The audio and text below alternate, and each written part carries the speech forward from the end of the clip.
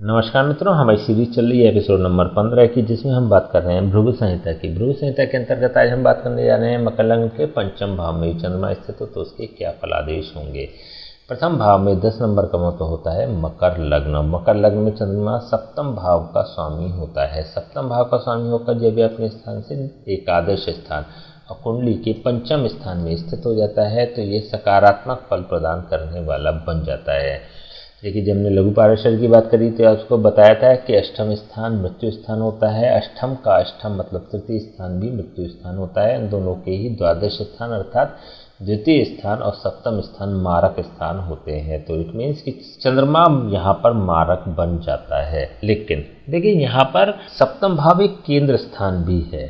केंद्र स्थान का स्वामी जब त्रिकोण भाव में स्थित होता है, हमने लघु पारेषण की बात करी, आपसे बताया था हमने, देखिए 42 श्लोकों की वहाँ पर बात करी थी। तो हर श्लोक में हमने एक बहुत महत्वपूर्ण सिद्धांत की आपको व्याख्या कर दी थी। तो यहाँ पर हम बात कर रहे हैं सप्तम स्थान की। सप्तम स्थान केंद्र स्थान होता है और पंचम स्थान त्रिकोण स्थान होता है। हमने बात करी थी कि कभी भी कुंडली में केंद्र और त्रिकोण का आपस में संबंध बनता है, किसी भी प्रकार का संबंध बनता है तो यह एक राजयोग का निर्माण करने वाला बन जाता है। देखिए, हमने चतुर्विध संबंध की बात करी थी। 4 प्रकार के संबंध बनते हैं 2 भावों के बीच में।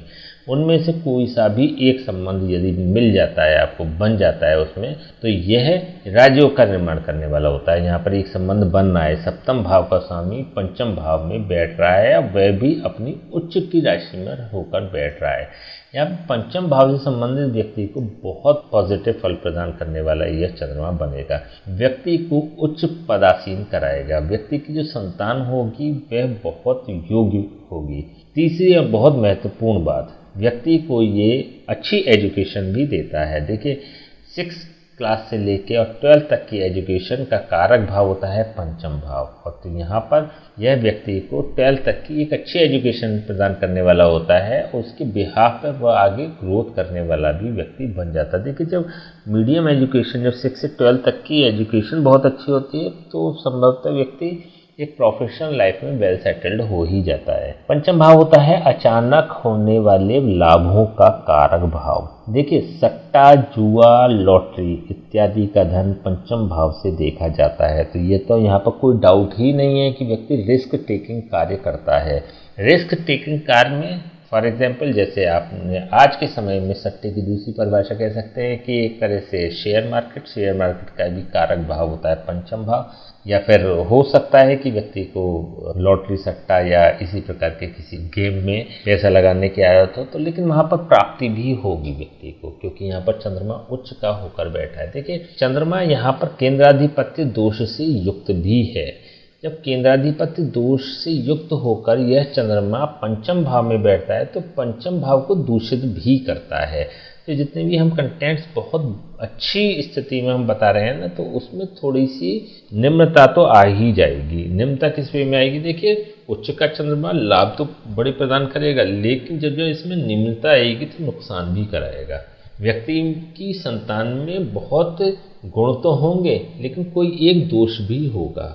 व्यक्ति 6 से लेकर 12 तक की एजुकेशन तो बहुत अच्छी पूरी करेगा, एक अच्छे मार्क्स के साथ करेगा, लेकिन उसकी पढ़ाई में रुकावटें आएंगी तो कुछ ना कुछ ये कमी छोड़ ही देगा, क्योंकि यहाँ पर केंद्राधिपत्य दोष से युक्त है चंद्रमा। चंद्रमा की यहाँ से सीधी दृष्टि एकादश भाव पर भी है। एकादश भाव होता है लाभ स्थान, किसी भी प्रकार के लाभ को प्रदान करने वाला यह एकादश भाव होता है। इच्छा पूर्ति का भाव होता है एकादश भाव।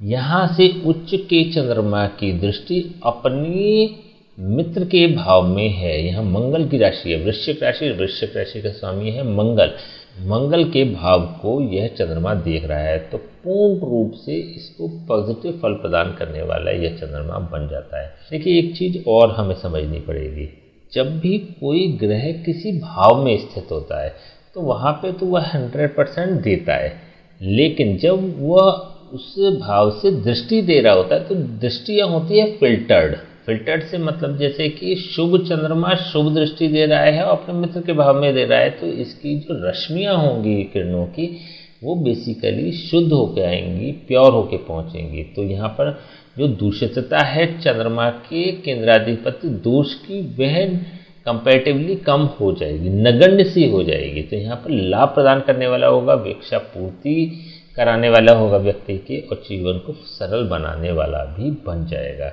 चंद्रमा होता है चतुर्थ भाव का कारक। चतुर्थ भाव का कारक होकर जब ये अपने स्थान से द्वितीय स्थान पर स्थित हो जाता है, संचय के भाव में स्थित हो जाता है, तो यह सांसारिक भोगों की उपलब्धता व्यक्ति को प्रदान करने वाला बन जाता है। वाहन, भूमि, भवन और माता के सुख को प्रदान करने वाला हो जाता है।